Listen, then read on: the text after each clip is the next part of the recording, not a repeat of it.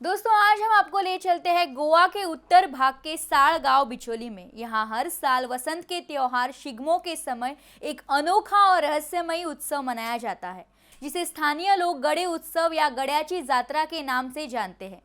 ये उत्सव सदियों पुरानी परंपरा का जीवंत उदाहरण है, जो आज भी अपने प्राचीन रूप में संरक्षित है और न केवल ग्रामीणों बल्कि इतिहासकारों, सांस्कृतिक और पर्यटकों को भी अपनी ओर आकर्षित करता है।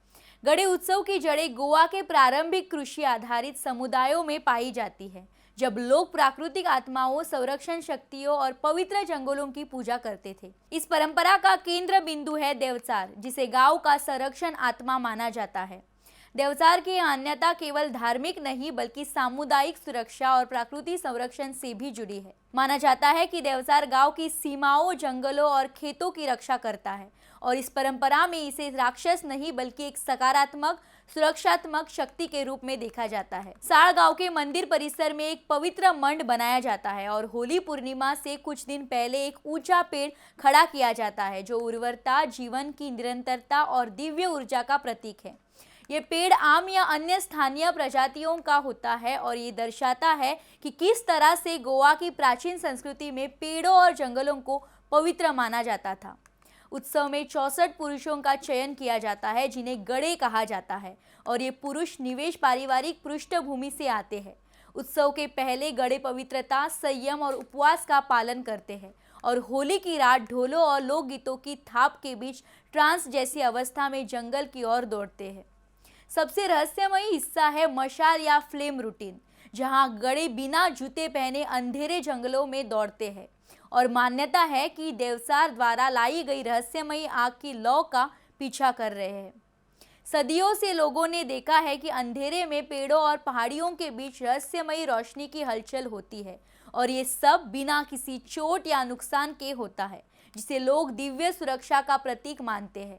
ये उत्सव 3 लगातार रातों तक चलता है और हजारों दर्शकों को अपनी ओर खींचता है, जो इस रहस्य और प्राचीन परंपरा को देखने और अनुभव करने के लिए आते हैं। इतिहासकारों के अनुसार गड़े उत्सव ने पुर्तगाली शासन के दौरान भी अपनी पहचान बनाए रखी, जब कई लोग परंपराओं को दबाया या बदल किया गया था। इसके जीवित रहने का श्रेय गांव की मजबूत सामुदायिक एकता और पूर्वजों की आस्था को जाता है। आधुनिक समय में भी जब गोवा तेजी से शहरीकरण की ओर बढ़ रहा है, साल गांव ने इस उत्सव को बिना किसी वाणिज्यिक या पर्यटन हस्तक्षेप के संरक्षित रखा है। ये केवल एक शो या प्रदर्शन नहीं बल्कि जीवन और संस्कृति का हिस्सा है। आज गड़े उत्सव गोवा की प्राचीन लोक संस्कृति, लोक हिंदू धर्म और पर्यावरणीय सम्मान का मिश्रण दिखाता है।